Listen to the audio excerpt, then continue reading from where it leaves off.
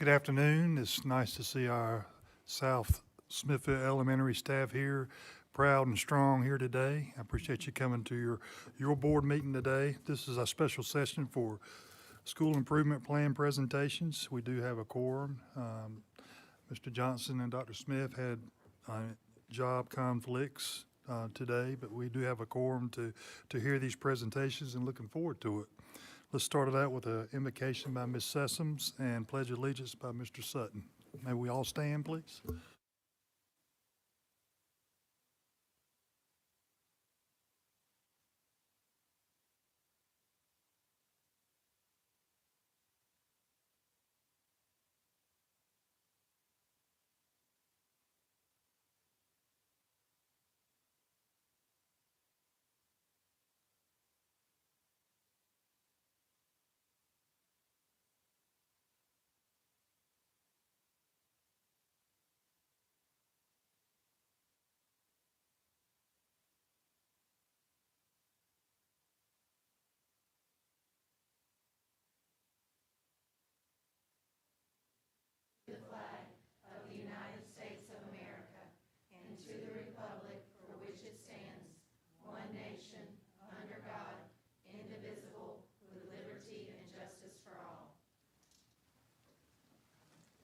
I would ask Ms. Christy Stevenson to come to the podium, please.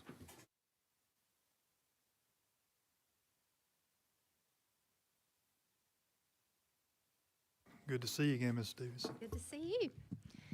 Good afternoon, Chairman Wooten, Superintendent Dr. Cosby, and members of the board. Johnston County Public Schools has 14 schools that have been identified by the State Board of Education as low performing. By state definition, these schools are ones that earned an overall performance grade of D or F and did not exceed growth. As a point of celebration, the majority of these 14 schools showed significant academic growth gains in making progress towards exiting low-performing status. As a means of district support, monthly database problem-solving and coaching opportunities will be provided, as well as the development of school support teams to help with continuous improvement efforts of individual schools. End-of-year summative data is but one piece of information to convey a school's overall achievement. Other aspects include stakeholder perception data, positive school and community relationships, and educating the whole child by understanding the social-emotional needs of all learners and families. Tonight, our schools will share with you their plan for continuous improvement in addressing all aspects. As part of general statute, low-performing schools must present plans for improvement to the State Board of Education. Prior to submission, schools should present their plans for stakeholder feedback and feedback from the local Board of Education. Links requesting stakeholder feedback have been placed on school websites, and schools will reflect on their success and opportunities for improvement, as well as their plan of action for you today for your feedback. After consideration of the feedback received from both the Board of Education and community stakeholders, we would request that the board approve the school improvement plans at the October 8th board meeting. Tonight, up first, we have Ms. Laura Mackey to present her the plan for improvement for South Smithfield Elementary. Ms. Mackey, we welcome you and your staff. Very much. Good evening, Chairman Wooten, Dr. Cosby, and members of the board. It is an honor to be here to present South Smithfield Elementary's Continuous Improvement Plan. With me tonight is Carson Catalotti, our assistant principal, Jill McKay, our ECU MSA intern, Megan Barnes, our IB coordinator and school improvement chair, as well as Jessica Ferris, our instructional coach.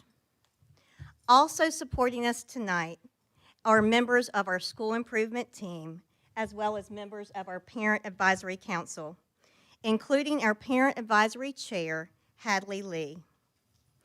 When I was blessed to receive this principalship 4 years ago, I stated that South Smithfield was not my school, but our school. We have an amazing, hardworking staff and supportive, involved parents who believe that South Smithfield Elementary is the best elementary in Johnston County. Thank you for your support.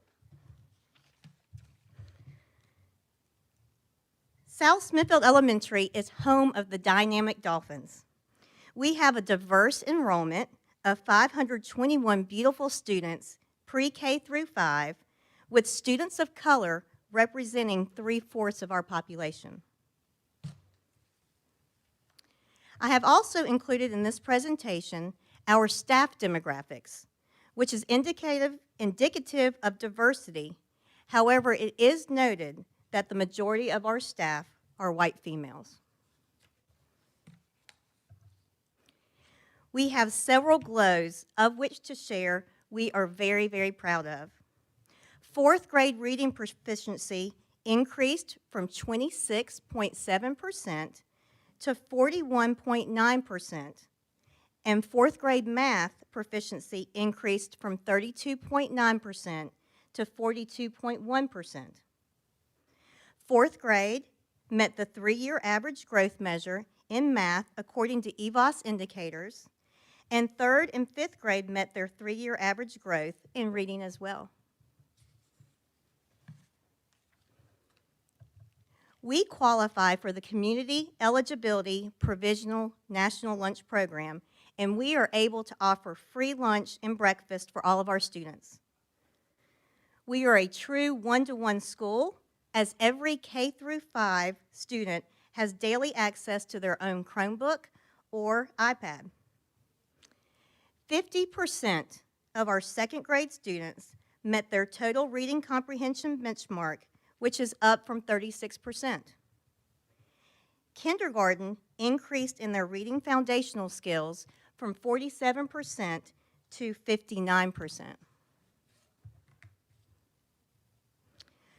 We are excited about continuing our journey to become an IB World School, and we were accepted as a candidate school last spring, and we have begun implementation. 2 positions were created to support our teachers last year, an IB coordinator and an instructional coach position. Last year, we had a huge dedication ceremony to celebrate 62 years of learning at South Smithfield. In partnership with JCC, we offer English classes to our Spanish-speaking families twice a week and had approximately 80 participants. We continue to have tremendous community support, as evident by our Walk to School Day and coming together to beautify our school. We have the support of community through partnerships we have established with Willow Run Veterinary Clinic that sends volunteers weekly, and we have established a continued relationship with area churches. This year, LifeSpring Church has adopted us and provides weekly support to our school. This year, Cyberware donated a multitude of school supplies for our students and staff. And one of the most amazing things that our students did last year was a service project raising money for Generosity Feeds. Our students themselves raised over $2,000 through a penny war. Even though we have some truly dynamic things going on at South Smithfield, we realize that we have many areas in need of growth. In reading, our 1st grade foundational skills decreased from 44% to 39% of students meeting benchmark. Kindergarten reading comprehension scores decreased from 33% to 26%. 3rd grade reading proficiency decreased from 47.1% to 29.3%. And proficiency in reading 5th grade decreased from 45.8% to 28.3%. In math, 3rd grade proficiency decreased from 50% to 36.6%. And in 5th grade, there was a decrease from 42.4% to 19.8% proficiency. 5th grade science EOG proficiency also decreased from 48.2% to 30.9%. We also recognize growth opportunities for all of our subgroups, especially those as deemed as low performing, our Black and students with disabilities. According to the Every Student Succeeds Act, federal guidelines, and goal expectations, we were significantly below expectations. As you can see here, our goal for our Black subgroup in reading was 38.9%, and our actual percent of proficiency was 8.4. In math, our goal was 35.5%, and the Black subgroup was 10.8% proficient. Students with disabilities had a reading goal of 28.5%, and an actual goal was obtained was 4%. In math, the goal for students with disabilities was 17.6% proficient, and our actual percent proficient was 2%. We know that we have many areas to improve on. With the goals that we have set and the evidence-based action steps, we know that improvement is inevitable. Our school goal can be simply put: we want to be better than we were last year. With that said, we do have 3 specific goals and actions that will address improvement. Our first goal addresses overall academic improvement. South Smithfield Elementary will increase our school-wide performance score from a D to a C by June of 2020. We will increase proficiency from 33.8% proficient to 37.8% based on EOGs. We will increase math proficiency from 35.9% proficient to 41.3% based on EOG. We will increase our science proficiency from 32.9% proficient to 42% proficient based on EOGs. And we will increase our EVOS index from negative 2.82, which does not meet growth, to 0, which meets based on EOG growth.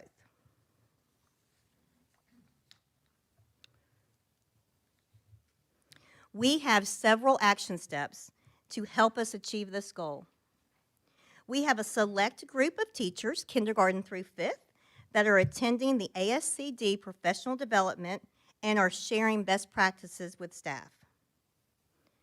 We have placed an emphasis on establishing effective professional learning communities by focusing on the 4 guiding questions, creating agendas, determining roles, and setting SMART goals.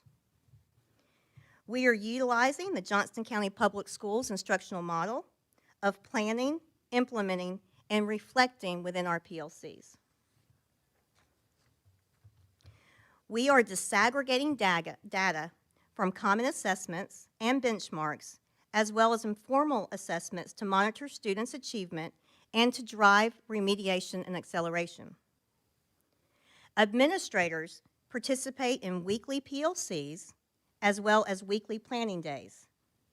Mrs. Catalotti and myself meet with grade levels twice a week. We have some teachers doing some really incredible things in the classroom, so collaborating and sharing of best practices vertically and horizontally is something that we promote. We also want to strategically use our funds to provide half-day and/or full-day subs so that we can extend PLC time.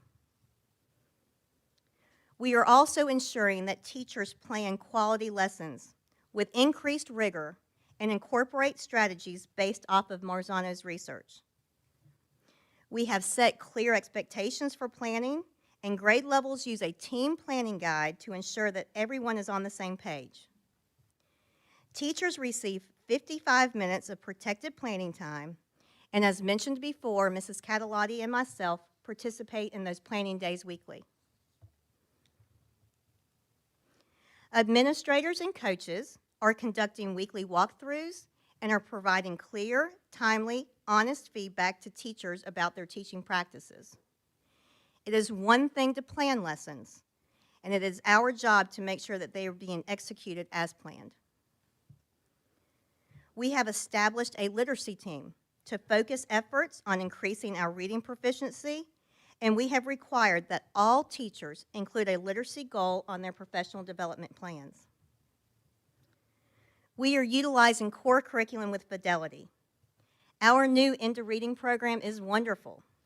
Our teachers, students, and parents have truly embraced this balanced literacy program, so thank you, Board of Education, for purchasing this program for our schools. We are utilizing foundations to address our foundational skills, and we are following the investigation program in grades kindergarten through 5th. Our second improvement goal addresses social-emotional learning. All students at South Smithfield Elementary will be able to self-manage their emotions through age-appropriate strategies in order to be highly engaged in learning by May of 2020. This year, we will increase our self-management awareness from 61% to 68% as measured through Panorama survey results. We want to increase how often students remain calm when someone is bothering them or saying bad things. Only 36% of our students responded favorably to this. We will increase how often students pay attention and ignore distractions, as only 52% responded favorably to this question when surveyed. And we also want to increase how often students keep their temper under control, as only 52% responded favorably to this question. We also will decrease our class office referrals from the 215 that we had in 2018-2019. Actions to reach this goal include researching the use of the Sanford Harmony Kit to determine the usage in classrooms. The first 15 minutes of each day is allotted in our schedule for morning meetings so that classrooms can build community and trust.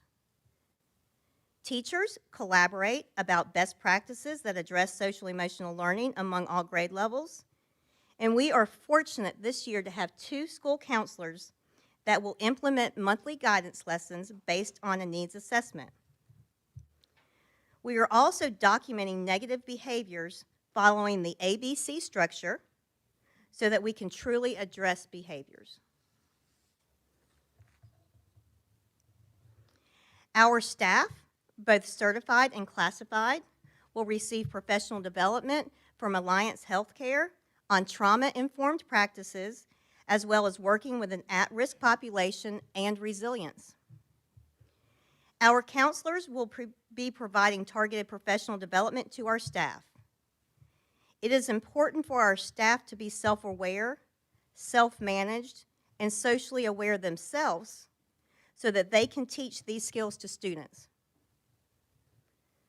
We are implementing a daily and weekly reward system to acknowledge positive behaviors, and we are strengthening our parent communication efforts through the use of a school-wide communication platform, Class Dojo. We will analyze our discipline data based on subgroups and target those in need of most guidance. Any student that is referred to the office for negative behaviors will also be referred to the guidance counselor. We have required that our teachers include a social-emotional goal on their professional development plans, and we have established a behavior, social-emotional learning, and resilience team to focus efforts on improving behaviors and addressing social-emotional needs. Our counselors work closely with Johnston County Public Schools Student Services Department to gain continued insight, and all of our teachers teach the IB learner profile and incorporate those into their daily lessons. Our final goal in this year's school improvement plan addresses subgroup achievement. All instructional teams at South Smithfield Elementary will use assessment data to identify students within the Black and students with disabilities subgroup in need of intervention and/or enhancement to increase their reading and math proficiency as measured by the EOG College and career-ready data by June of 2020. This year, we will increase reading proficiency in our Black subgroup from 8% to 18% based on EOG, and increase reading proficiency in our students with disabilities subgroup from 4% to 10% based on EOGs. We will increase math proficiency in our Black subgroup from 10.8% to 17.3% based on EOG, and we will increase math proficiency in our students with disabilities subgroup from 2% to 9.4% based on EOG. As we strive to meet this goal, we will implement these strategies. We will create culturally relevant classrooms that include all subgroups. We have received professional development from Jermaine Porter in cultural awareness and implicit bias, and we will continue to research professional development opportunities to establish classrooms that are culturally relevant. Our school improvement team has started a book study called The Dream Keepers by Gloria Latson-Billings, and we will be sharing best practices with the staff about what they are learning. Teachers will establish high expectations and create quality assessments for students regardless of perceived ability. Teachers will set SMART goals and reflect on their instruction by analyzing their assessment data. Our students must be exposed to vocabulary, so we will directly and explicitly teach academic vocabulary. We have developed a system to track our subgroups, and we will consistently use that data to adjust instruction and continuously ensure that we are meeting the needs of our students. Something that we are extremely excited about is implementing the IB curriculum, in which our students are taught to be open-minded and take action in their community and their world. The curriculum and framework also presents instruction that is rigorous as it approaches teaching and learning through inquiry-based thinking. What you see here is our journey to becoming an IB primary years program school. We applied for candidacy in the summer of 2018, and then in the fall, we were notified that we were approved for candidacy. Our official candidacy began this past March, and this fall we began teaching thematic IB units during our program of inquiry time, which is built into the schedule. Our students absolutely love this time of the day. Teachers are incorporating reading, writing, science, and social studies standards into units that are promoting inquiry, curiosity, and it stimulates learning as students are making constant connections. This spring, we will receive a visit from the IB consultant, and we will continue to refine our IB practices, and we will apply to become an IB World School next fall. A team then will come and check us out, and then we will wait. What we need from the central office and the Board of Education is continued support. We need continued support of our IB initiative, a continued support for implementing our quality core programs, and we need continued support in researching of targeted strategies for meeting our subgroups, especially students with disabilities. What we have presented to you is our school improvement plan. And this continuous improvement plan, we believe, will yield positive results. Say, your enthusiasm and your love for that school and the support you brought tonight, and I've been in there many times and I see it, and all the students coming up to you and your administrators, it's the 147 days left to make a difference, and we have already begun to do so. South Smithfield Elementary is not a D school, at least. In that school, it's dynamic, it is. I want to commend you and congratulate you on just dove into the data as you have and shown it. But is there any direct correlations of what went well and how you may be able to duplicate in that areas of the grades that we took a big hit, in as far as decreases? Those groups, be culturally aware, but as I read through your strategies, it's obvious that you want to be culturally responsive. So thank you so much for that. Thank you. Ms. Grant? Ms. Mackey, I'm going to echo everything they just said. Certainly expect great things from you and your staff.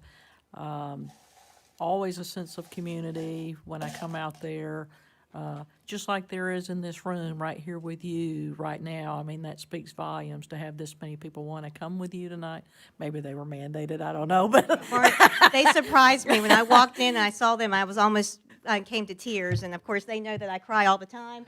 But I was very surprised and blown away by their support because no doubt. I was just playing with you. No doubt that they are. Anyway, but every event that you have, I mean, the place is full of community there. The parents come out, which is good. What a wonderful thing that you're doing for the parents with the English through JCC. 80 people. I mean, that's pretty remarkable. And we know that if we can get the families involved, that sometimes that's half the battle with getting the children through school. And if they can learn to communicate even better, then they can communicate the needs of their students even better to you. So what a wonderful thing that you and your staff are doing with that. I can't wait to see what happens with the IB program. You and your staff did wonderful presentations when you decided that's the route you wanted to go. So we're going to see it bloom, and that's so exciting. But thank you. Thank all of the staff members and Parent Advisory Council for coming out and showing your support tonight. We know we're going to see great things this next year. thank you very much. Mrs. Zagowski? Yeah, I just want to add one thing on top of all that, because I Thank you. agree with all of that. I'm really excited as a special education teacher to see that you guys are pulling the ABC structure into your behavior at your school, so you can really identify the antecedents that's causing that behavior. And I think that that is always a fourth of the battle, right? When you're trying to get kids to grow, their behavior, their social-emotional learning is a huge component of it. So the fact that you're using a structure that's proven effective is everything that you're doing is, I can't wait to see the growth overall. So, thank you. Thank you. We're excited.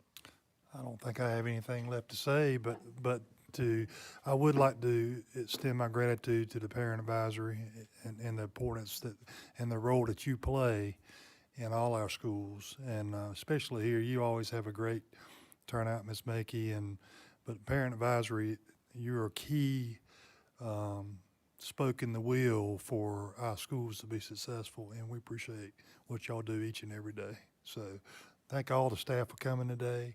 Great presentation. Thank you, Appreciate sir. it. Thank you, guys. Thank you. Thank you.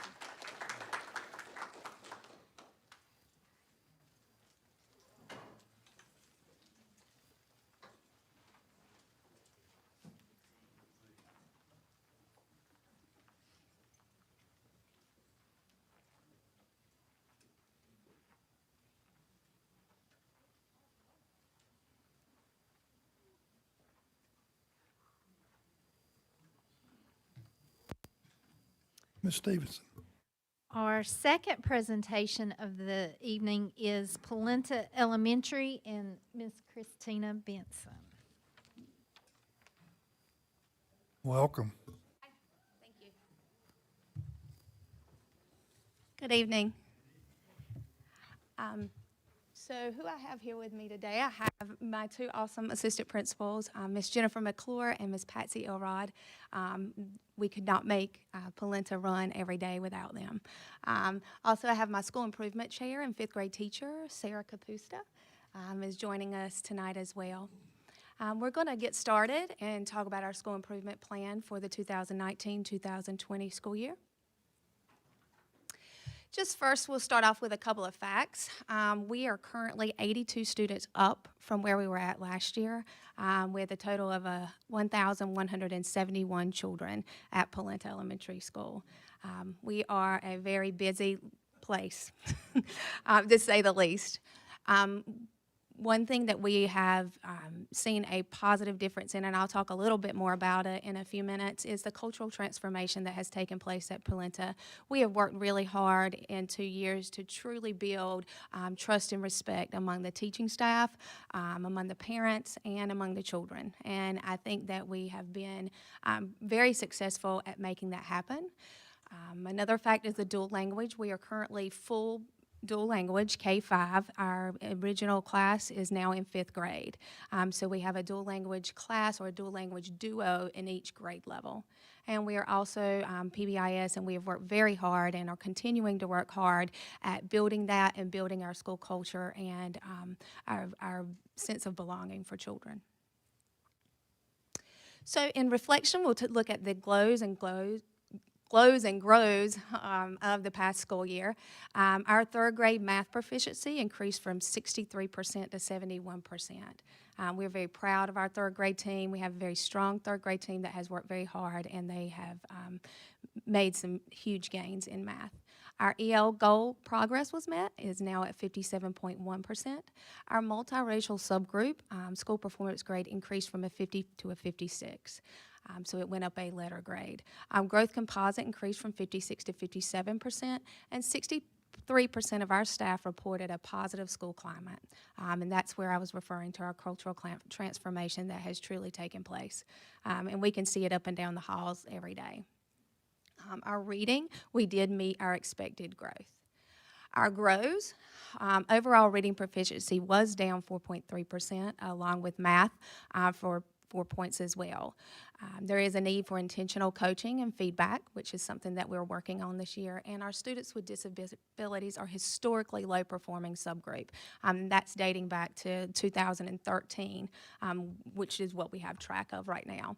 65% of our students report a sense of belonging, and while that's a pretty high, when you think about it, there's still 20% of the kids that not even meeting that 80%, which is really what you want when you're looking at an 80-20. But we really need 100% of our kids feeling like they can belong at school. So 63% to my school improvement team and my administrative team was just not cutting the mustard, and so we're going to continue to work on that. So our goals for our school are by 2020, students will increase proficiency by 10% in reading, math, and science, as evidenced by EOG, MAP, and other formative assessments. And that would take us from 51 to 61 in reading, 51 to 61 in math, and 66 to 76 in science.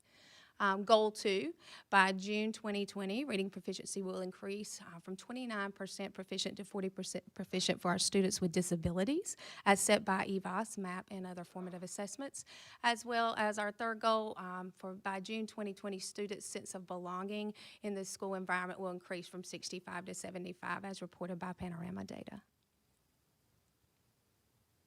So this is our comprehensive plan that will address those goals. So we have a school-wide plan, and what we are really focusing on is building teacher capacity through our PLCs, improving our MTSS process, and improving our PBIS implementation. So the comprehensive plan continued developing that teacher capacity in our PLCs. We are currently working with the HMH, and we're very appreciative of that. We are also working to build a reading workshop environment. Research really supports the fact that kids, if they're reading, the more they're reading, the higher their achievement. And so at Polenta, we are working with some coaches that are helping us to develop that and truly building not only stamina, but the love for reading as well. And we've had some really positive feedback from that, and they are working monthly, specifically targeting that. Developing rigorous units of study. We do have a group of a group of teachers that are with the ACSD and that PD for particular subgroups. We have developed this year a data team that is specifically looking at our subgroups, specifically looking at our bubble kids, and looking at students that fall into multiple subgroups. They meet monthly, and we'll be desegregating the data. Now, the teachers in their PLCs do their individual data, but they'll be picking out the things that sometimes are missed in PLCs, which are the falling in multiple subgroups and those kinds of things. So we're very excited about that. We're actually working in conjunction with Christy Stevenson, who is actually coming to our next meeting to kind of help us work through some of that. Our unit plans, walkthroughs, we are currently working on a schedule to make sure that we're doing our walkthroughs and providing feedback when we go in, because that is definitely something that we need to continue to work on. We're also doing a book study. It's the PLC book with our team leads. That's something that I'm leading. It's not the four book that we have multiple copies of, and we'll talk about that, but it's a realistic book that is an easy read, and it's something that we're able to get back to basics with PLCs. And I told my my team leads and even my PLCs that sometimes, you know, we've been hearing the word PLC for a very long time, and it's become a very common thing for meeting of teachers. And we really need to get back to what PLCs really are, what their purpose is, and be very focused about how we are running our PLCs. Also, with our students with disabilities, we are really looking at an inclusive model. When we look at our data for our students with disabilities, only 29% of them are proficient. That is unacceptable. And as a former EC teacher, I know that it can look different. And I do think that we need to start making sure that our students with disabilities are gaining total access to the general curriculum and being exposed to that.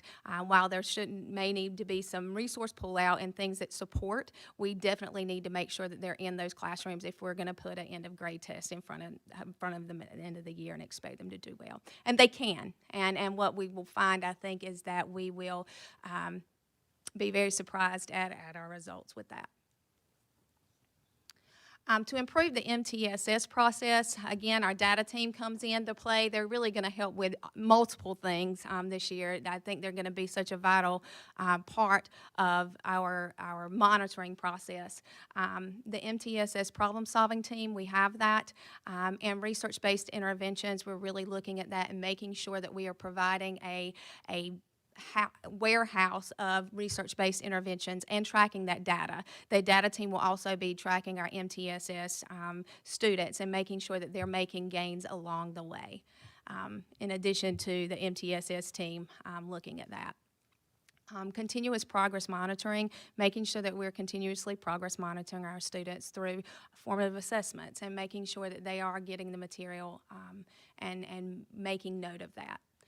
Enrichment and remediation target groups, we've specifically identified our bubble kids this year in math and reading, and we are using some of our support staff to help pull those students, and they're tracking them.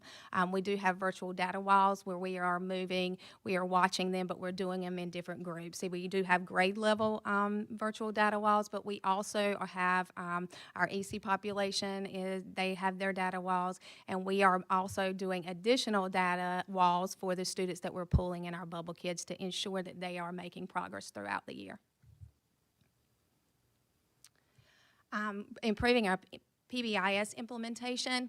Monthly PBIS committee meets to really talk about how to improve that. We are doing morning meetings. We started that last year. It was very successful. We're very proud of that. That is continuing. Additionally, we have added safe spaces to each classroom. Research shows that a sense of belonging is essential to learning, and when they are able to go into social environments where they are supported and have a place to have a break and continue working, then we've done that to help with that as well. Now, there are guidelines for our safe spaces, but we are hoping that that will help build a sense of community. Positive behavior referrals, we do have positive behavior referrals, and we are tracking those. Our PBIS team is. We also have a PBIS handbook, and we have opted in for mid-year check-ins for Panorama to make sure that we are making a difference. And if we're not, then we'll have that mid-year to make some changes. These are some of the Pima Spotlights. We are the Science Olympiad champions for JV and varsity. We're very proud of that. My media coordinator, Kelly Davis, does a tremendous amount of work with that. We also have a wall of honor for our positive behavior referrals, and that is the picture of a safe space in 4th grade. So it's very... It's a small space, but it does give a child who is having a difficult time a minute to just take a break and then go back to working. You can't see it in this particular picture, but there's a little timer where they, a little sand timer where they flip it. And then there's one of our students getting a positive behavior referral, and you just see the joy on his face. So that does make a difference in a kid's life. Support's needed. We do need continued core curriculum support. We are really working to build capacity. We do have some, like I said, we have some coaches coming in and working. I have one working with a K2, one working with a 3-5 that are working on that balanced literacy and making sure that we are using practices that will increase reading. Also with the MTSS support, we definitely need that as we look at identifying children as specific learning disabled through the MTSS process. I think that we definitely need to make sure that we are not only doing a solid job of that, but also collecting data and are able to confidently say without a shadow of a doubt that it is not because of the lack of appropriate instruction. And also with our growth, we are growing. We are growing every day. So, you know, and it definitely shows. I will specifically say with the growth in the dual language program, while it's a great program and I believe in it wholeheartedly, it does not come in our allotment. So that has been certainly a challenge. But yeah, we just need continued support on that. An extra wing. I don't know. Okay, and that's kind of our plan. Questions? Any questions? Well, thank you. That was a great presentation. It looks like you all have taken a hard look at your data and have put together some strategies that I think are going to bring you success.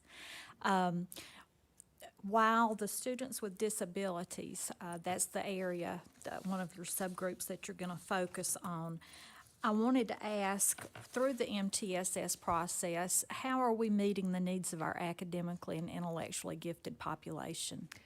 We are actually working with our MTSS coach, our school improvement coach that's assigned to our school. That is her one of her strengths, and I've already spoken with her. She's going to be working with our teachers to make sure that we are meeting the needs of our academically gifted. As we looked at data last year, one of the things that we saw, you know, which is a very easy assumption to make, is that we feel like, oh, well, those kids are going to get it anyway. And yet, as a district, last year, we had a 9-point drop in that population. So, yes. And that is very true. As a matter of fact, I have a dissertation on that specifically on meeting the needs of academically gifted children. And really, that's where I think that we can look at our personalized learning and make sure that we are creating opportunities for those children to truly go to the next level. Ms. Grant? Great presentation. Thank you all for being here and sharing with us. Some great ideas. When you have something like the safe space in the classroom, again, great idea. How do you make sure that substitute teachers understand this safe space? I don't know how a child gets to go to it, but Right. We are working on that. I can honestly say we have just started the safe space, so we don't have everything perfected by any means, but that is something that our PBIS team is working on. It is in our PBIS handbook, and it should be in plans, and the handbook should be in each classroom. But that is definitely something that we are working to make sure that we are putting in place. I know that we just want to make sure kids get the appropriate, get there if they need to be there, and substitutes like, what are you doing? Where are you going? Want to That's make sure exactly that, don't, You can't go over there. More questions? Great job by you and your team. Appreciate everything that y'all I do. have a great team. Couldn't do it without them. Thank you.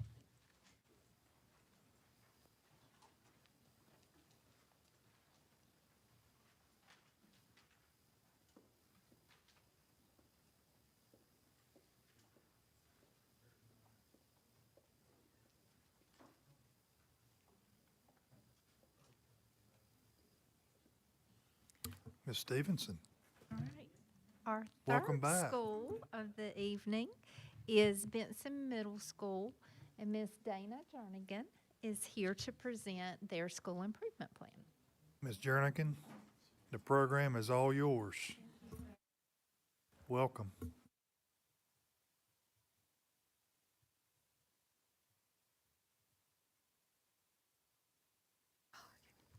Good evening, Chairman Wooten, Dr. Cosby, and esteemed members of the board. I have with me today Ms. Veronica Smith, our School Improvement Chair, MSA intern, and fabulous 7th grade teacher from Benson Middle School. I want to thank you for taking your time to hear our school improvement plan tonight. Student agency means that students have the belief that they can positively affect their lives. As we embark on our journey to become a Marzano Academy, one of our year one goals is to build student agency. At Benson, this is being addressed in a comprehensive fashion, starting with developing a vision at the school level. I begin our presentation with you this evening with Benson Middle School's faculty and staff shared vision and mission. The faculty and staff at Benson believe that we can educate, The faculty and staff at Benson believes that we can educate, empower, and equip all students by giving them grace. Give me grace too.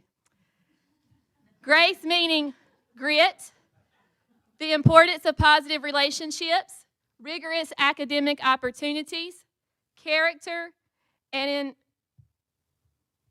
empowering them to be caring, contributing citizens who can succeed in an ever-changing world. In April of 2018, we shared our year one plan for Restart. We began our presentation with this quote from Anthony Muhammad: "All children will learn because of what we do." We shared that our improvement efforts are based on 3 areas: school level factors, teacher level factors, and student level factors. School level factors are those items that we, the school, have in our control. Items like a guaranteed and viable curriculum and a safe and orderly environment. Teacher level factors are those that affect students directly in the classroom, such as high yield strategies and classroom management. Finally, we reviewed how student level factors like home environment and student motivation play a role in school improvement. Our goal was to develop processes that supported these 3 factors, align professional development to build teacher efficacy, thus improving student outcomes. How did we do? The school grew 9 percentage points in math and 7 percentage points in science. We met growth for the first time in 3 years, and our school performance grade increased from a 44 to a 51. In year one, all of our subgroups grew, and all of our subgroups but 2 moved from an F to a D last school year. So what for this year? Through grit, rigorous relationships, rigorous academic opportunities, character building, and empowerment, all of our students will continue to grow, regardless of where they come from, regardless of their disabilities, regardless of how they performed last year, and regardless of other obstacles that they may be facing. And at 63% free and reduced lunch, our students come to us with many obstacles. How will we accomplish this? We have 4 goals that we will work on and monitor this school year. Goal 1 is to continue to grow all subgroups, but specifically to move our Black students and students with disabilities from an F school performance grade to a D. We will achieve this by using data in our PLCs. Through our partnership with Marzano, teachers studied North Carolina core standards to identify what students should know and what they should be able to do at each grade level. Through benchmark and teacher-made assessments, teachers will monitor how individual subgroups are progressing throughout the year, and they will use that data to inform instructional decisions, including how students are grouped during our remediation and enhancement blocks. Teachers will look at classroom data during grade level PLCs and school-wide data during vertical team meetings. Goal 2 is building agency and ownership of learning. Students have been working on completing a visioning protocol. What do they want from their time at Benson Middle School? And from these visions, teachers will work with students to create codes of cooperation. Teachers will also implement standard operating procedures, or SOPs. SOPs are individual sets of instructions that help students consistently succeed in independently achieving goals for routines and procedures. Procedures like, what do I do when I'm finished with an assignment? Or what do I do when I'm stuck? Or how do I access websites for digital resources? Or what is the proper process for getting ready to leave class? All of these aid in maintaining consistent classroom expectations that maximize instructional time. Also, we put in place a student support team that meets monthly to discuss factors outside the classroom that could impact student achievement, like behavior and attendance. How does that relate to agency? By helping students set academic behavior and/or attendance goals, helping them initiate action on these goals, and reflecting with them on their progress so their visions are realized. Goal 3 is to increase teacher efficacy and satisfaction. We will achieve this by providing high-quality professional development and monthly coaching. Our partnership with Marzano will provide teachers with professional development and coaching on creating codes of cooperation, on creating standard operating procedures, as well as using grade-level academic standards to identify what the students know and what they don't. This professional development is crucial to achieving goals 1 and 2. For example, a teacher gets back their data, benchmark, common assessment data. From the data, they know how their individual students are performing. They're going to know what skills they know and what they're missing. Effective classroom codes and internalized operating procedures will allow teachers to organize their classroom to effectively work with students at various skill levels, ensuring they're progressing in their learning. We've also created a school-wide culture plan, channels of communication between administration and staff, as well as more support for new and beginning teachers so that Benson Middle School is a joyous and caring environment to work. Finally, Goal 4 addresses the need for communication about school to parents. We are addressing this by ensuring teachers consistently update their websites, PowerSchool, and other communication forms like grade level reminds. We will use social media platforms as well as create a series of videos throughout the year to inform parents on programs and initiatives at our school. We are also completing a vision and protocol, like we did with students and teachers, with our parents and our local community groups. What do they want for their children at Benson Middle School? Now, to do all this and to monitor all this, one needs a phenomenal school improvement chair. And I have one. So Ms. Smith would like to speak to you about her work to ensure we reach our goals. Thank you, Ms. Jernigan. Good evening. Our school improvement team wanted to utilize the talents of the staff. I don't know what to do with this. Okay. Utilize the talents of the staff to help with school improvement. In other words,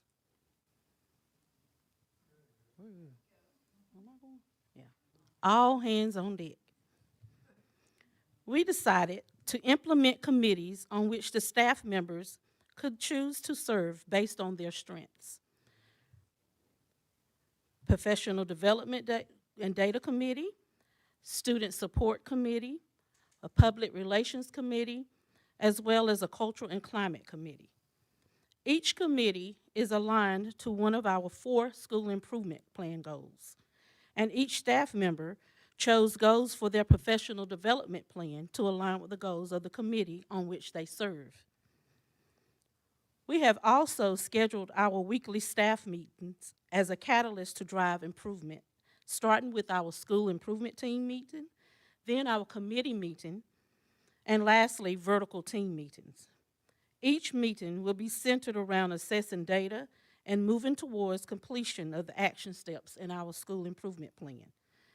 The staff at Benson Middle has embraced each initiative set forth by the school improvement team. to include the School Improvement Plan and Marzano Academies. The staff gave up a day during the summer as well as 2 work days in order to attend professional development centered around our Marzano initiative. We ask for continued support in Restart flexibilities and Marzano Academy implementation, because not only has the staff brought into our plan, but the students are also on board. Each grade level created a vision statements that also align with one of the school improvement plan goals. The excitement of the staff and students resonates throughout the building. We are also committed to doing whatever it takes to make Benson Middle the best school in the district. Thank you for your time. Thank you. Any questions? Well, first of all, congratulations on meeting your growth accountability marks, and the continuous improvement that I see and I hear as I'm out in the community. So I want to thank you for that, and the hard work that you've put into this transformation with the Marzano Academy. So thank you so much. I just want to echo what Ms. Sessom said. I mean, every time, Ms. Sternan, you come in here, you bring all that passion. And I know it's glowing through your school, and I appreciate that. Congratulations on all the benchmarks that you met, and I know that you'll meet the others, because whatever you put your mind to, it always comes to fruition. So I thank you for that. The only question I really have is, how is it sounds like the students and staff are really implementing and accepting and receiving well the Marzano Academy. Is the community as well embracing that with you in this whole all unified push for Marzano Academy? We're still, the goal about creating the videos, just to help make it more understandable, like what is actually going on. It's items like the Building Student Agency instruction. Also going to host, I've already actually been to the Benson Young Area Professionals meeting and did a visioning protocol with them. We're going to replicate that with other community groups as well as parents to make sure that Marzano is not a one-size-fits-all. They're committed to working with us to make sure that as we move forward, that we're doing that with the goals that our community has as well as our school, so that we can add and change our plan to fit those needs. Great job. And I know you have to be so excited about the growth numbers. That's just amazing.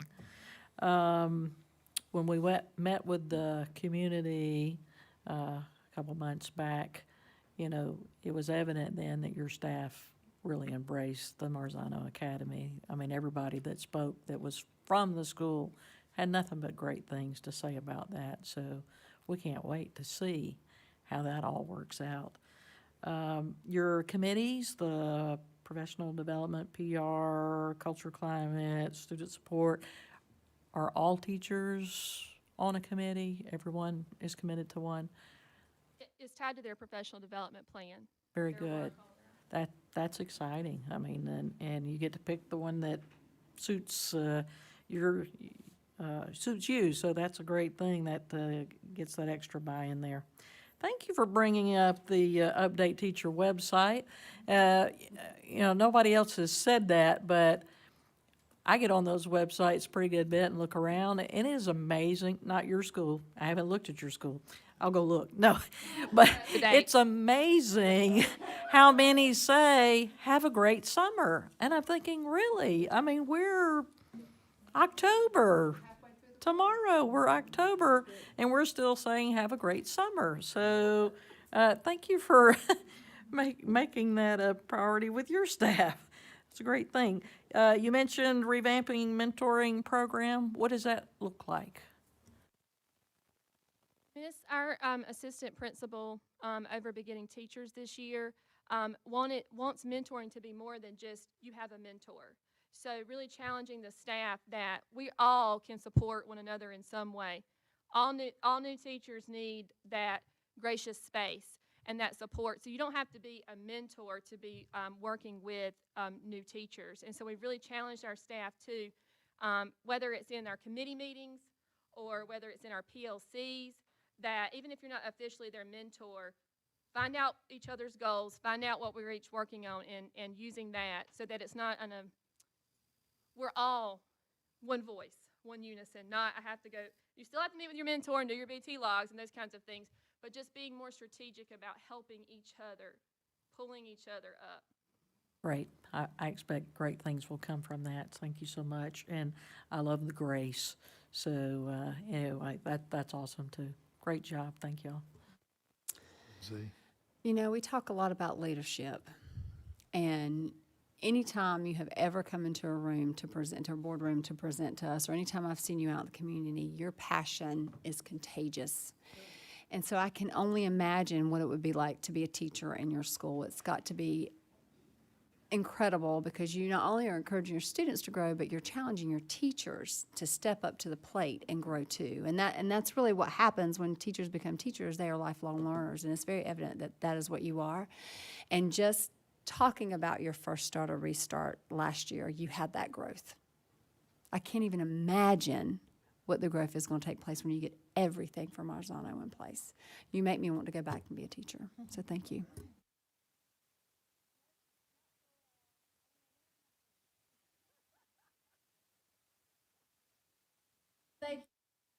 I ditto what my fellow board member said. Your passion and energy resonates among your school and staff, and it brings energy to this room.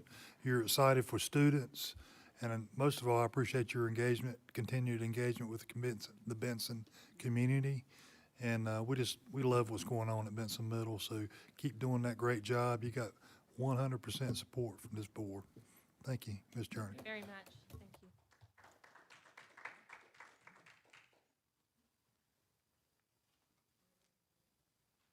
We're going to take a 5-minute break.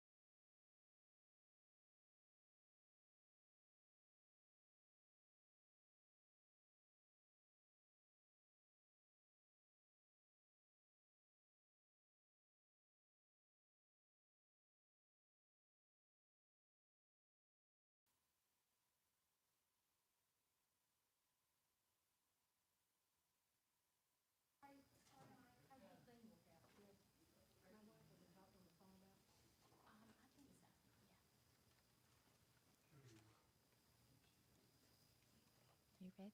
All right.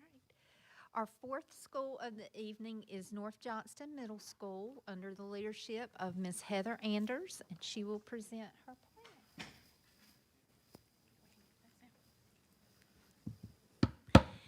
Good evening, School Board Chair Mike Wooten, Mr. Wooten, and school board members and Dr. Cosby. Thank you for having us tonight. We are very, very excited. Mr. Ratt is going to give you a one-pager. It ended up being a two-pager. Those of you that know me know I'm not brief, but I'm going to stay within my time limits, or someone let me know. So while she's passing those out, these are just some of the things that you're going to hear about in the next few minutes. But before we start, I want to introduce to you our administrative team. And this is, I started over at North Johnston Middle this summer, so it has been a great start. And this is our administrative team. So we have Miss Amanda Surratt. Miss Surratt is moving into her third year as assistant principal there, but her 22nd year at the school. So she was a teacher, an athletic director, a coach, all before she moved into this role. And so I will say, too, for you may not know, I was actually a teacher there before, too, and Ms. Surratt and I worked together. And so I was there 10 years from about, I think, 2000 to 2010 before moving into administration. So it's wonderful to get to work with her again. Also, it's been a pleasure. This is Mrs. Marissa White, who is also moving into her third year at the school as an assistant principal. Both of them completed their internship there. So I will tell you that I have leaned on their expertise in these first few months to kind of keep me informed. And I believe that we have made a great team and made some great decisions for students here in the beginning, and we're very excited. So I thank them for being here. Is this, I might need a quick 101. Okay, so we're going to get started with just a few celebrations and successes from 2018-19. I'll be using the presentation for most of the talking points. So we, no surprise, if you are familiar with North Johnston Middle, you know that there's lots of community support, lots of partnerships, and that is no different than when I was there before. And so just a few of those things, we could go on, but Backpack Buddies, just donations for different programs, for the athletic programs. And one of the things that I definitely think is a celebration, my understanding is the PTA became very active and kind of reestablished last year. And we've had a chance to work with them, the PTA board, as well as the officers this summer, and they have already committed to lots of great things for students, and I just think that's a huge celebration. And then also last year, just data points, effective professional development opportunities were provided for the staff, one of those being capturing kids' heart. That was something that some of the components of that we will be continuing this year.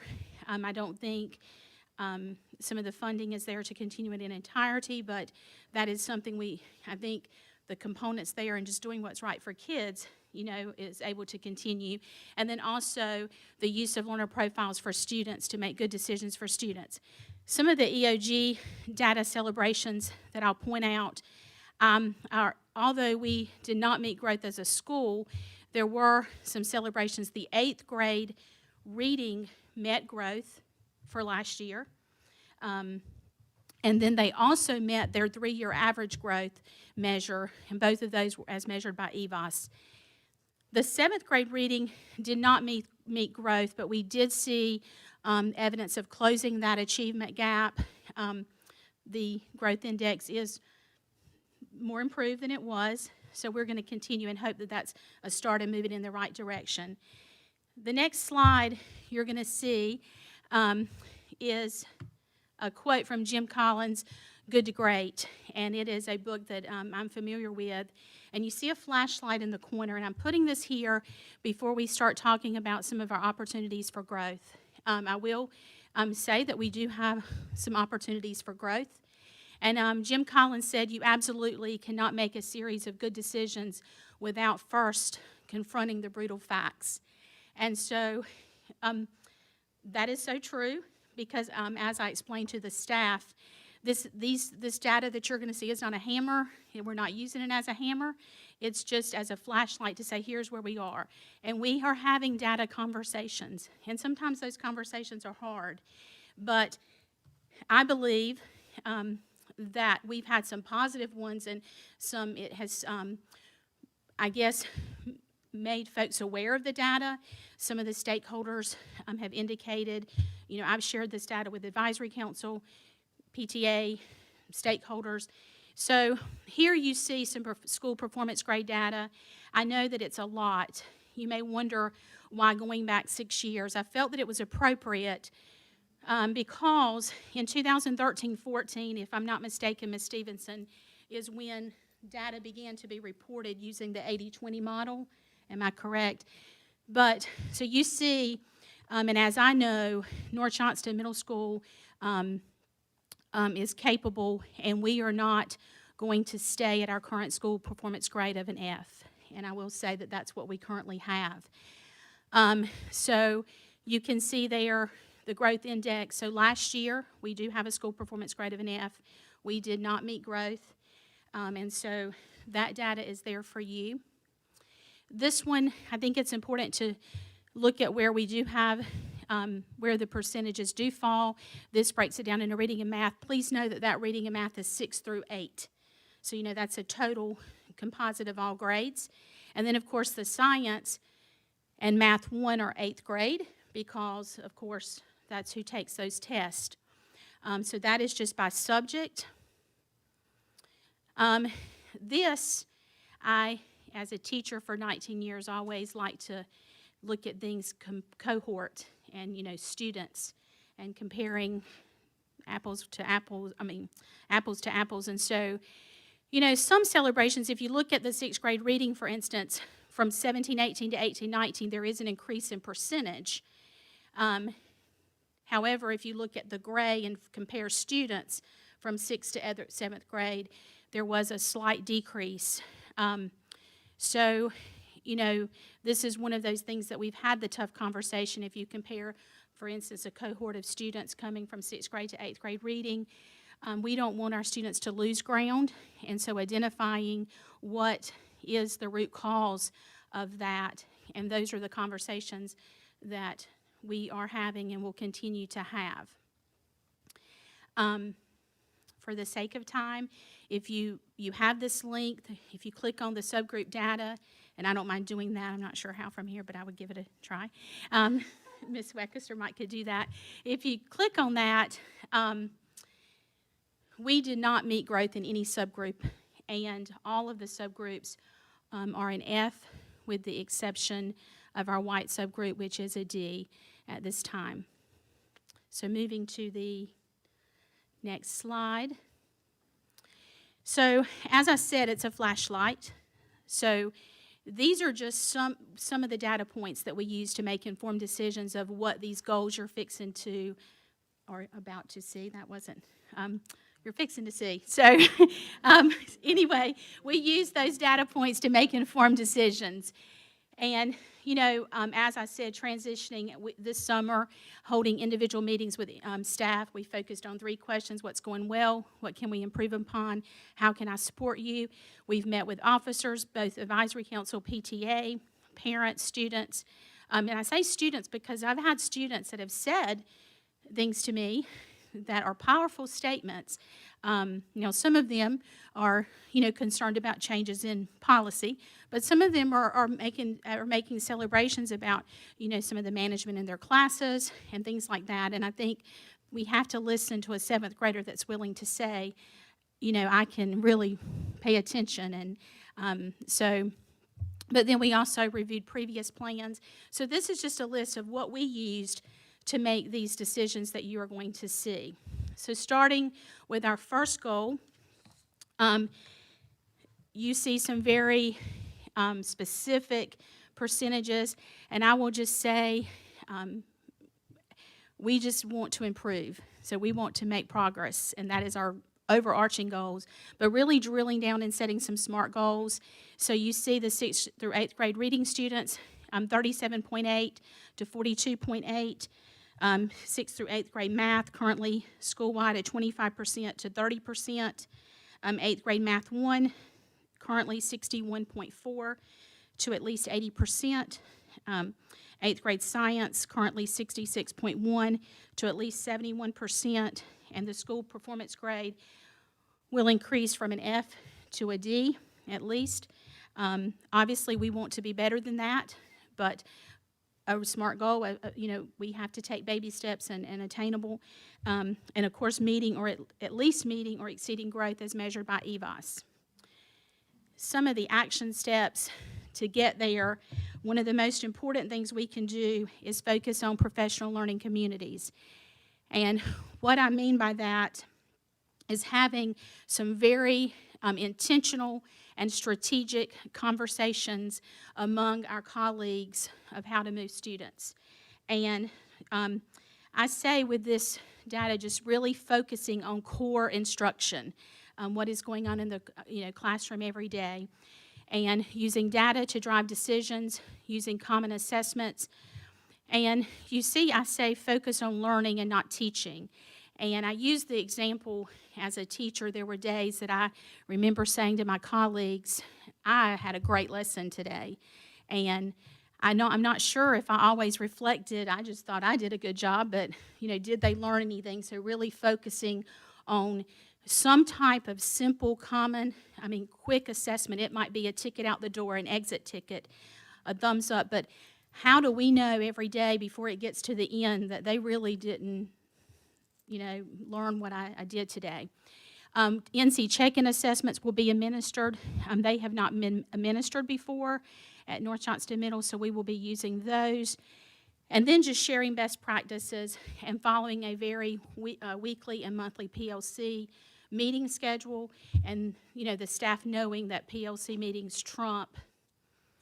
They're just that important, and they kind of trump everything on those days. And then our 3 areas of curriculum expectations, just teaching curriculum and standards with fidelity to all students, and all students being even our struggling learners, scaffolding that information up so that they are still addressing the standard and still holding high expectations for them. Our gifted learners, if they've got it, what are we doing to make sure that they are challenged? And then a classroom environment conducive to learning, and relationships with students and colleagues being one that foster growth. These are just some other action steps for Goal 1, focusing on professional development for staff. We will be restructuring our staff meetings. Instead of announcements and things like that, we will be discussing student achievement and growth. We will be sharing best practices, whether it's about social-emotional learning or a PLC and data celebration. And also restructuring our school improvement process. The staff will be divided into 5 different school improvement committees, and at the beginning of every staff meeting, spending 30 minutes in those committees, a model that I'm familiar with, but then we're all working on the school improvement plan. It is a living, breathing document for all of us to understand. And just focusing on high expectations for students. One of the things that we spent quite a bit of time as an administrative team on was coming up with common procedures. Everything from not just classroom expectations and discipline procedures, but even common procedures for staff and as well for meetings and all of those things, because I tell students all the time, when we know better, we do better, and sometimes they don't know, and we have to inspect what we expect and teach our expectations. I feel like I'm going to run out of time, so I'm going to skip some of that, but just improving communication overall. But one of the biggest pieces that we are doing, we have a built-in, we call it JAG time at North Johnston, and that is a built-in remediation time, and we have restructured that. It's not a study hall, it's not a time to make up work, but during that time, everything that we do should be focused on math or reading. And then we will use tutoring and other pieces for making it work and those things. And the reason focusing on math or reading is because we do have some achievement gaps to close. And we have to provide that during the school day for those students who cannot be there after school. So that was a lot for our first focus on student achievement. Our next focus is on our subgroup. The subgroup that we are focusing on is students with disabilities. Of course, we know that those students also are in another subgroup, and we feel like that those students, or impacting those students can make a huge impact on our overall, with their overall progress, because we also know that looking long range, they need these skills for high school math courses and reading courses, and so just looking for them long range. And the data there is from current 5.8% to at least 11.8% proficient in reading. I will say that this is the one goal that is over a 2-year span. You see that it says June 2021, because using the, I can't think of the progress, 2.9% is our, yes, ESSA progress. I couldn't think of that word. So about 6% is what we would want over 2.9 as a general for a year. And then, of course, in math, the math progress indicator is a little higher. So right now we are at 1.9% of our students with disability being proficient. So moving that to at least 9.9 would be our goal. One of the big things is we have some selected teachers attending scaffolding instruction for special populations PD that is being offered at the district level, and we were able to select 7 teachers to attend that, and many of ours that are attending are our EC teachers, and also just working closely and just making sure that we understand the co-teaching model very well and doing that with fidelity. But I think the most important and almost simplistic in some ways thing that we can do is use those PLC guiding questions of a high-functioning PLC with our subgroup, not just the students with disability, but what do we want our students to learn? What do we do when they don't know it? How will we know they've learned it? And of course, how will we respond? Just those guiding questions and using those in our PLC conversation. So it sort of overlaps what we were talking about for student achievement. And of course, targeted interventions.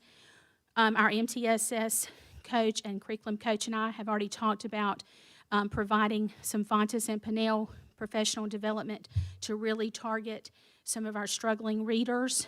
I do believe I've seen the evidence of that program moving students.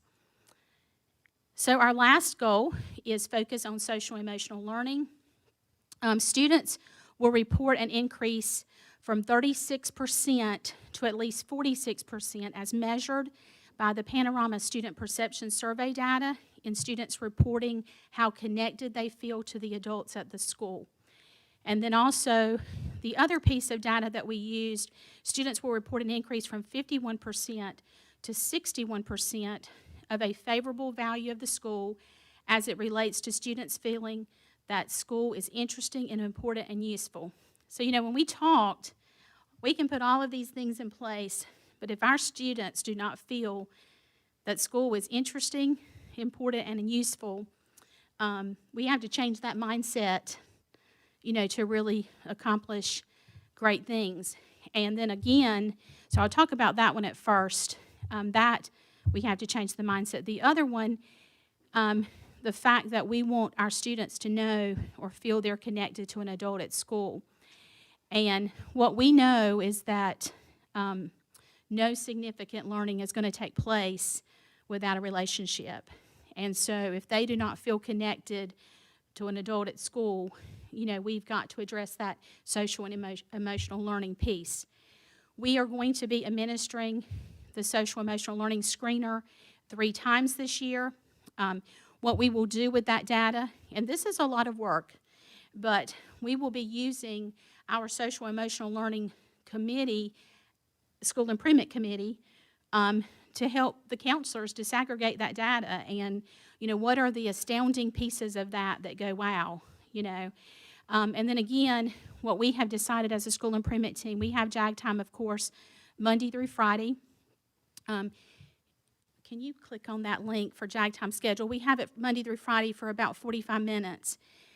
And every Monday, every student in the school, every staff member in the school, with the exception of administration and counselors, have a team time, and they go there, and that committee is coming up with social emotional learning lesson plans. So we're all doing the same thing, and we're also focusing that team time around the portrait of a graduate, character traits as well. And so this coming month, for instance, we're doing growth mindset, and the first month of school, our students made SMART goals, and we talked to them about not just say, I want to make the basketball team, but really, what are you going to do? And so they set a personal one and also an academic one. So moving on. I think I've already addressed that. No significant learning can occur without a significant relationship. These are the 5 components of social emotional learning. It was astounding, our panorama data, the students that who scored themselves low on just being socially aware and just their self-awareness. So those are all things that we will address.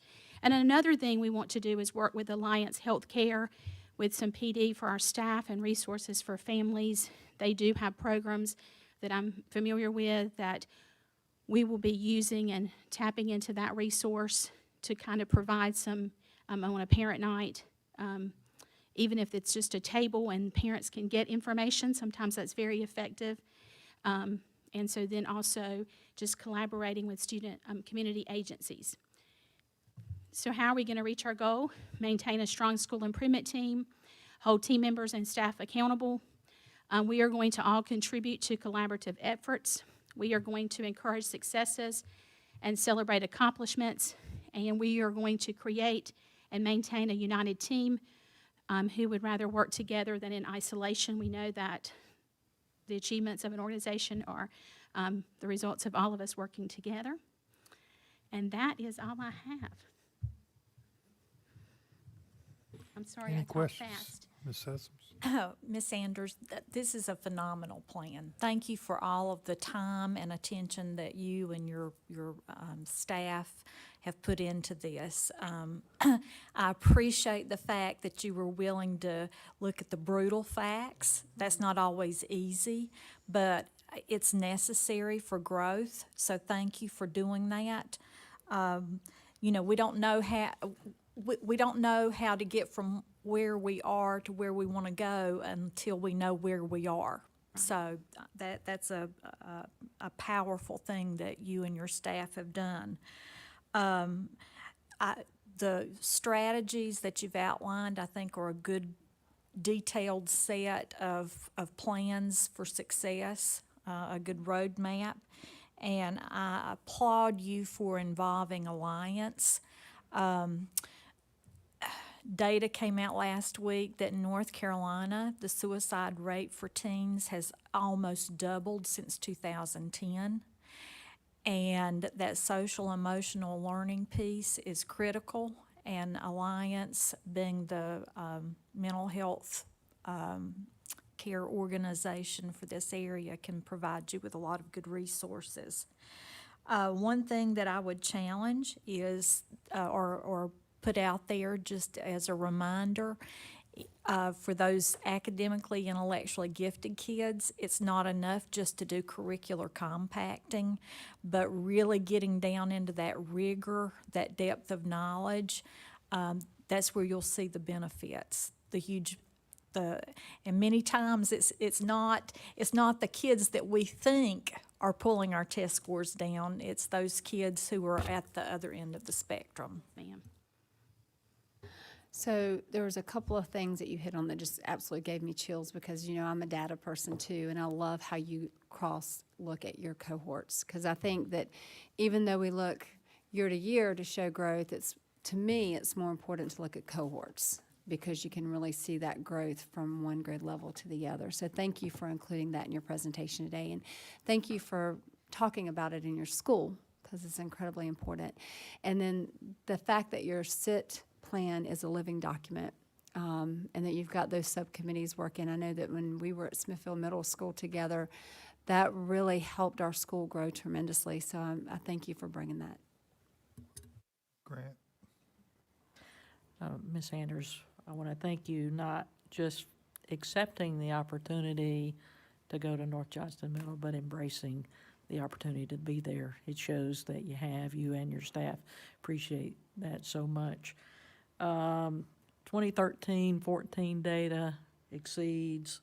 Do you know if the demographics were about the same then as they are now? Well, I actually have that because I often hear that the demographics have changed. What I can tell you is in 2013, so I guess 2014, the economically disadvantaged status was 59.6, and we're 61.8 now. It has maintained, as a matter of fact, since 2013, it has not been below, it's been anywhere from 61 to 57, so that's maintained. The other demographics, in 2014, our white population was 59.7. It is last year's data shows it was 55.4. Our black population was 13.1, and it's about 11% now. Our Hispanic population was about 24, and it's last year's data shows 30.8. It's about 33 today. So it's not. Actually, to me, it has not changed. Right, Our nothing demographics are the substantial. same. So what a great thing to be able to show staff. We were here, basically the same demographics, so we can be here again. I mean, that shows that it's a realistic, that shows it's a smart goal. Right, and we have had that conversation because we've had that. I mean, I've had folks ask me about that, and so that is why we actually pulled the data. Even our students with disability, 14.9, 15.9 now. There's no data point that is within, without a large change. Wonderful. So people can't say They're- we can't do it. 'Cause Right, you- this is you- gonna be our You year. just showed them the proof that we can, and that's awesome. So thank you for doing that. Love that you're already teaching the students about SMART goals. I think I probably heard that for the first time about 15 years ago. So, 45 years old, and you're already teaching them in middle school. That's great. The panorama survey, how did things pan out for your staff? The staff results in different things, just the panorama as well as even FAMS and some of the other data points. It paralleled a lot of what the students, indicated. There were areas of growth and, of course, areas, that they felt good about. I think that their perception of where the students was in many cases where the students even showed their self regarding social awareness or self-awareness. So, and I don't have that data in front of me, but I'll be happy to share that. Okay, again, thank you so much, you and your staff, all you've done. And Ms. Surratt, 22 years there. What a resource you are. She And you is. were there for 2013-14, so you know all about it. You can help drive it right on back. And she has been, And Ms. White, we appreciate you, the time you're given to. Thank you. thank you. Todd, you don't have any questions? Yes, I do. This school's near and dear to my heart. Both my kids went through there. My daughter went through there last year, finished up, and my wife teaches there. But I just want to tell you three that what a phenomenal job you've done from the hit the ground running, Miss Anders, this summer, and with Miss White and Miss Surratt, putting structure in place that was not there. I commend you all on doing that. The discipline that you guys have really taken a hold, and I hear it all the time from other community members that it's, hey, this is the policies, and we're not going to sway from them either way. It's in black and white, and this is what we're going to do. So thank you for doing that. But a couple of things, North Carolina check-ins. What a phenomenal thing to do. Mm-hmm. We talked about it in a board meeting last year, and it's an awesome way to figure out if we're on the right path or not, and understanding where we need to go. I just love the JAG time that you guys are putting in place. I mean, I got 10 notes over here, and the best practices, I mean, we talk about it all the time. Best practices, are we sharing those best practices? We talk about it from different schools, what teachers are doing in best practices. And like someone else said, you know, all on that school improvement team. You know, it's good to put something in place. You guys could put something in place, but if they don't embrace it, what good is it going to do for the school? And I think the buy-in that you all have gotten from every staff member is phenomenal. And, you know, I could just go on about the things. I'm very excited about what this school year is going to have for you three, as well as the staff and the students, because it's near and dear to my heart. I live right there, and part of my household goes there. And I will say that, you know, this grade is not a reflection of all of what happened last year at North Johnston Middle. My daughter went through their 6th, 7th, and 8th and did a phenomenal job in the teaching they did. So the grade is only the grade, but there's teachers in there that want to teach and, you know, make sure the kids are learning. But what I like more importantly is the exit follow-up on a daily basis. You're right. We could put a speech together and we think it's great, but did we really touch anybody? And if we do the same thing with just a you know, normal teacher, you know, what they go through in the day. I can't even think of the word now. With it, plans. There we go. If they put the plan together, they may think it's great, just like you said, but did the students learn anything? And that's the bottom line. So phenomenal job. I can't wait to see what happens at North Johnston Middle School. And I will say, and I have said it from the gate, I have never met a group of people that the students have been amazing. Even when they want to ask about something, they're very respectful, and you know, they understand that sometimes there's rules. And I salute them for asking, because I think that's when you get clarity. And the staff has been amazing, and it is very true that they have embraced any change. And one of them said to me one day, I'm tired, but I don't even feel tired, because they're very excited. And so I have to say that they're an amazing group of people, and they make us want to be, I think I'm speaking for all of us, be better leaders. So that's important. Thank you for your time. Thank you. Great plan.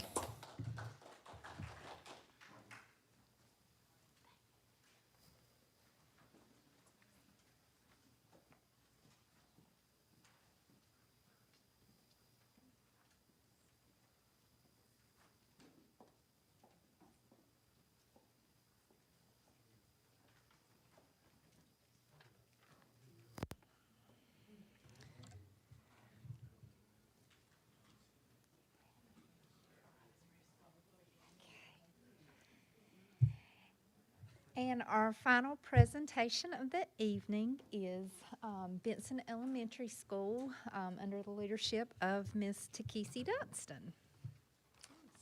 Ms. Dunston, welcome. Thank you. How are you tonight, sir? How is everyone? Hey, that's good. So, here to tell you a little bit about Benson Elementary. I'm last, so I'm gonna try to make it as quick and concise as I possibly can. Well, I didn't want to say that, but since you said it, Chairman Wooten, I will take it. Well, I first want to tell you a little, we didn't include our vision in the PowerPoint, but I do want to say that our vision is to prepare and equip all students. And I am a fan of the word ALL. All is important to me, and I will point that out as we continue to go throughout the presentation. But to equip all students academically, emotionally, and socially to become productive citizens in today's society. Just as simple as that. Nothing jumping through hoops or rings of fire, but just making them good citizens prepared for today's world. Our highlights this year, we had a couple of glows. Oh, I think I had the click, sorry. So we had a couple of glows. We had our math. Overall, our grade level proficiency was 43%, which was an increase of 8.5%. Our third grade grade level proficiency was 50.9, which was an increase of 11.1%. Fourth grade math GOP was 35.1 with a growth of 5.5% points, and then math growth score overall was a 16-point growth. We did in this particular category meet growth in EVOS. Our third grade reading was also a glow, as well as our K2 TRC cohort data. If you would look, third grade grew 2.7 points. Overall reading growth was 2.9, and our overall EVOS growth in this category was met as well. And our TRC data did increase. The trend shows an upward increase. Our EVOS growth, school performance grade, grew 10 points. We were excited about that.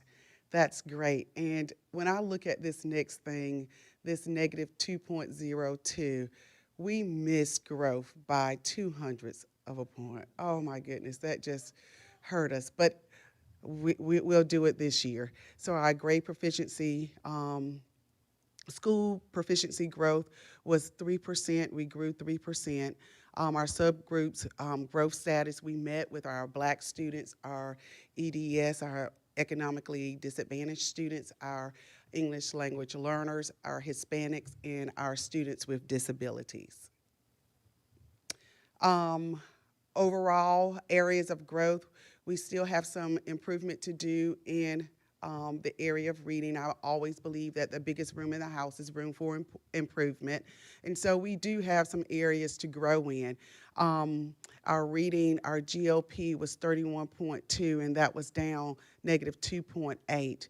And our fourth grade GOP was 23.9, which had us at a 10-point deficit. K2 Dibble's cohort data has consistently decreased from year to year, so we're looking into that as well. So again, we have some growing space here. Our students with disabilities, 2 out of 35 students that were tested were proficient in reading. 2 out of 35 tested were proficient in math. And so the percent proficient for these students was 5.7, which was a decrease of 1.4. And this is our lowest performing subgroup. So we are really focusing on what we can do to improve in this area. Areas of growth, how do we expect to grow these students? We have protected remediation time.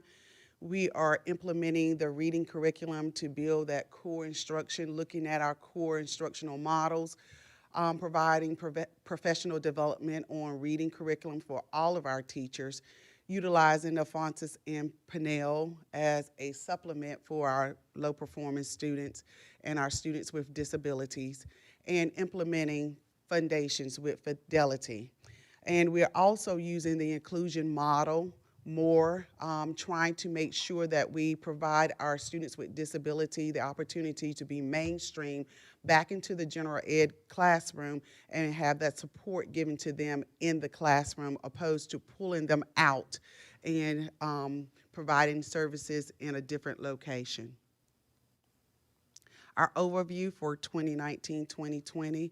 Our goal this year, our academic goal, is that by June 2020, we would like to increase reading proficiency by at least 3%, as measured by all end of grade applicable reading assessments in kindergarten through 4th grade.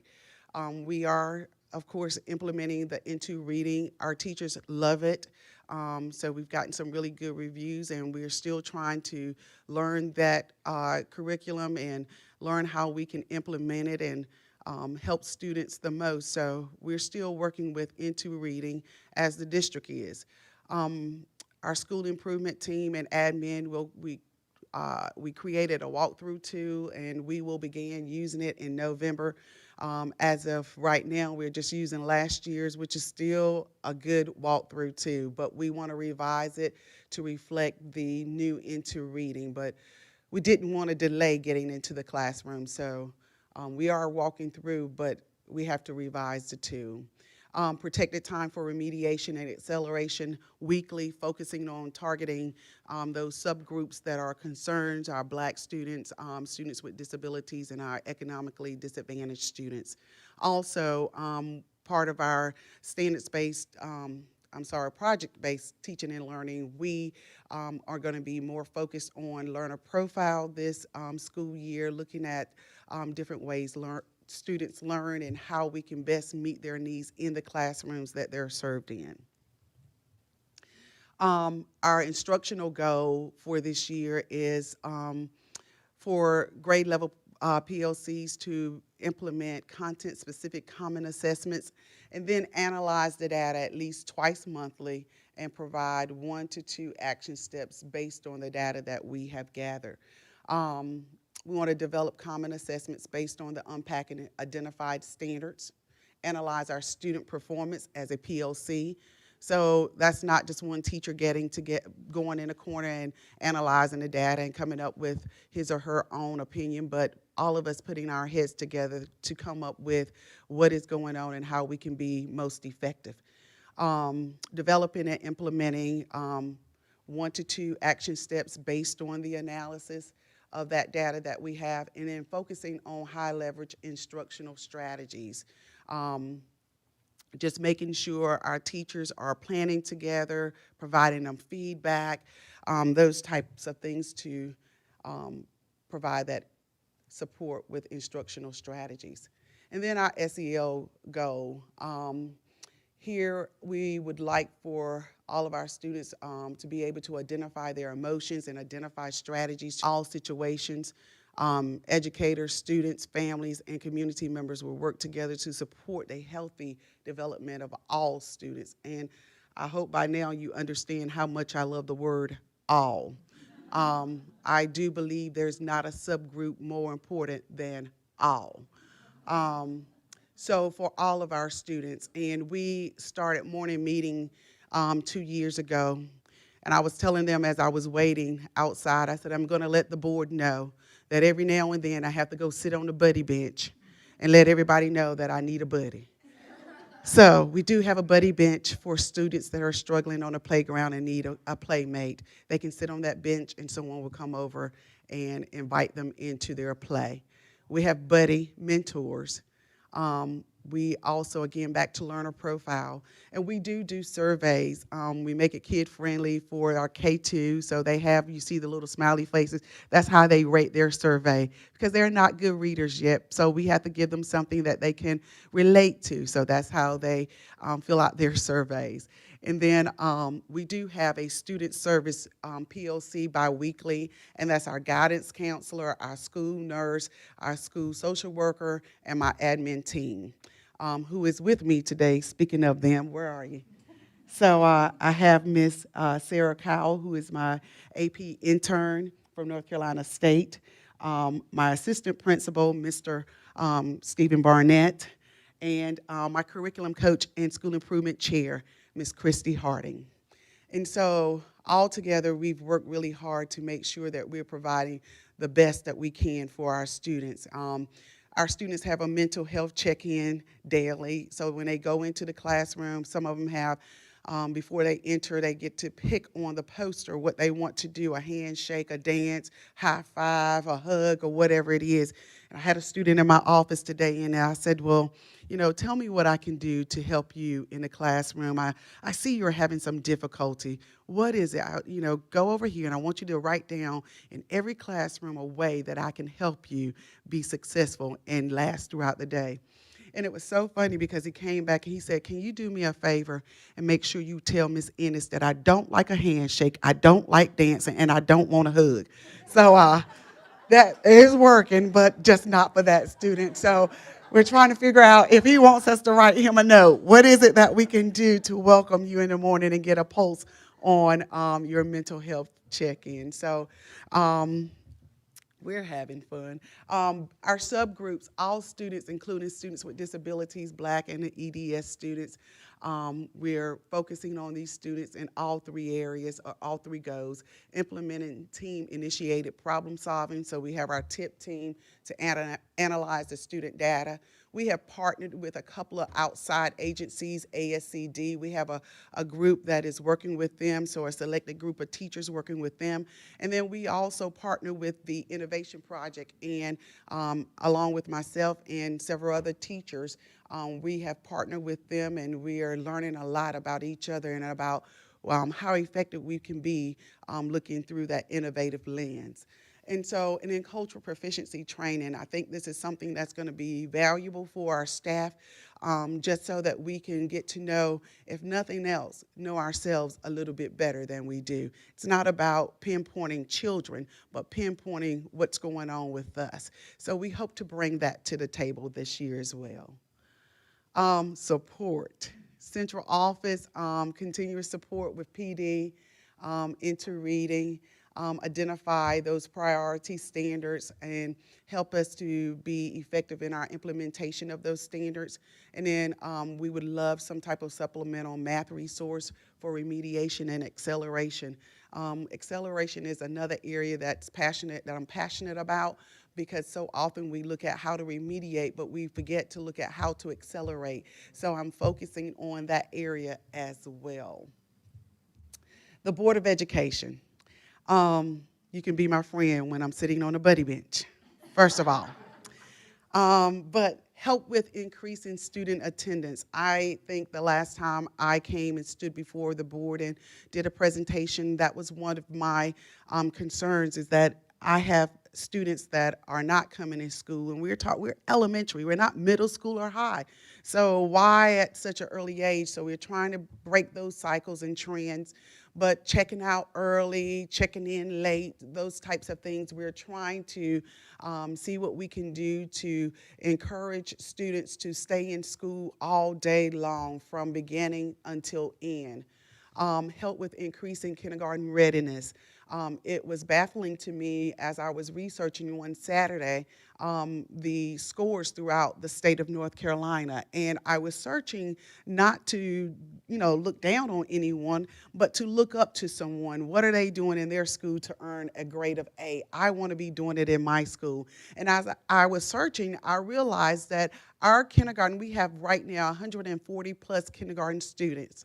And of those 140 plus students, 33% of them come to us kindergarten ready. So the other 67% of them are not even ready for kindergarten. When they come to us, we get them ready. We are preparing them for kindergarten, and we don't get there most of the time until June.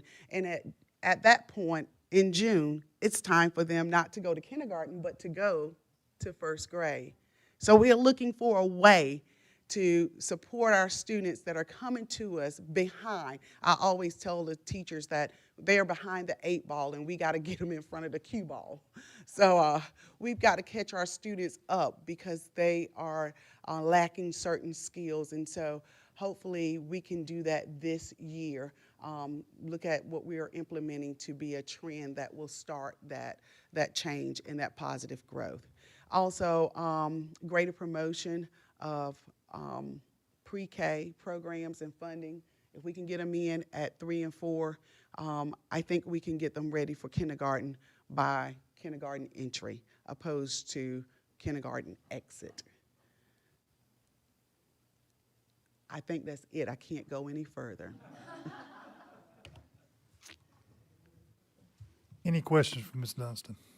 Well, you know that your school is near and dear to my heart, having spent some time down there. And I want to congratulate you on the growth. There were a lot of glows there, and I know that was the result of some intentional hard work. And so I congratulate you and your staff on making that happen. I also appreciate the fact that you've put some time and thought into this plan, good strategies. And I would invite you to reach out to the Partnership for Children, Dwight Morris. about resources for those pre-K programs. And those, while we don't have the funding, I wish we did, to establish more pre-K services. They are there, and they have all kinds of resources that we can at least point those mamas and daddies to. Any more questions? Hi. So, definitely some great stuff going on. Hopefully, the new attendance policy will help with some of your attendance issues. I hope that will do it. Kindergarten readiness, great thing for you to be looking at. Yeah, we don't want, it's so progressive, and you build on and you build on, and if you're building on first grade what you should have had in kindergarten, like you said, you're starting out behind the 8 ball, so hopefully you can figure something great out and then share it with everybody else. I certainly hope so. Right. The mental health check-in, what a great idea. We assume people like handshakes, hugs, high fives, the whole thing, but doesn't it say a lot that a student felt comfortable to come tell you, can you please make this stop for me, because that's not my thing?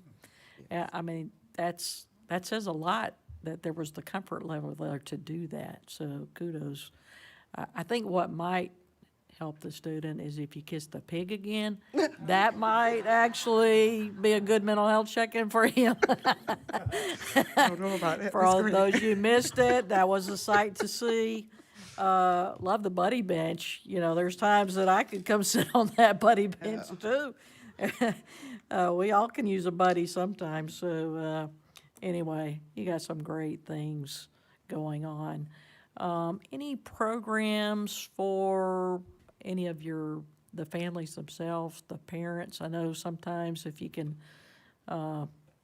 build those relationships, have something supportive for those families, it might can help with that attendance thing when they understand, when they feel more in touch with the school, maybe they're more apt to make sure the child gets to school on time or at all, or, whatever.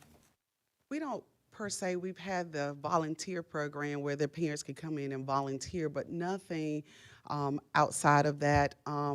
I do have a very good relationship with majority of our parents. I like to say all of our parents. And so if I see one checking out, I feel comfortable enough with them and they with me that I can run out and say, why is Johnny leaving today? Is this going to be an everyday thing? So if I'm there, I'm talking to them and I'm trying to establish rapport, because I think more than a program, the communication and the letting the parents know that we care about them and we want them there at school. We don't want them to leave school. We're not saying, come get Johnny, check him out, check him out. We want them to leave him there. So that's all. We do have an attendance club that we start usually the second semester, and what we do with that is we have our school counselor charts down the days that the students are there, and then at the end of the third 9 weeks, we have a breakfast celebration. We bring the parents in and we talk to the parents and the students about the strategies that they've learned throughout that process to implement so that they can be to school on time, not miss the school bus. Many of them, if they miss the school bus, they can't get to school. So trying to have some preparation strategies for them so that they can get there. Ms. Dodson, I love your presentation. I love your passion. And we were just talking to Ms. Jernigan in Benson Middle about the passion she had, and it resonates in you as well. And you got a great leadership team here, and we continue to expect, and we know great things are going to come out of your school because of this plan, and we appreciate your leadership and your leadership being here tonight too. Yeah, Thanks for what you do for students. May I say one more thing I didn't have on my slide, but as I was thinking, being in a Title I school with 70% free and reduced lunch, we have a lot of SEL needs. Those children come to us a lot of times with a lot of needs that take a lot of time. And I know that I'm not a school big enough to have a second AP. But if that is ever possible, it will be greatly appreciated, and surely it's needed, because we have been able to be more personable with the students, the families, because we have 3 admins on our team, and it has been very impactful. So if at all possible, if it ever works out that we can do that, it will be greatly appreciated. Thank you for your time tonight. Thank y'all for your time. I entertain a motion to adjourn. Motion by Todd Sutton, second by Teresa Grant. All those in favor? All those opposed? Motion carries 5-0.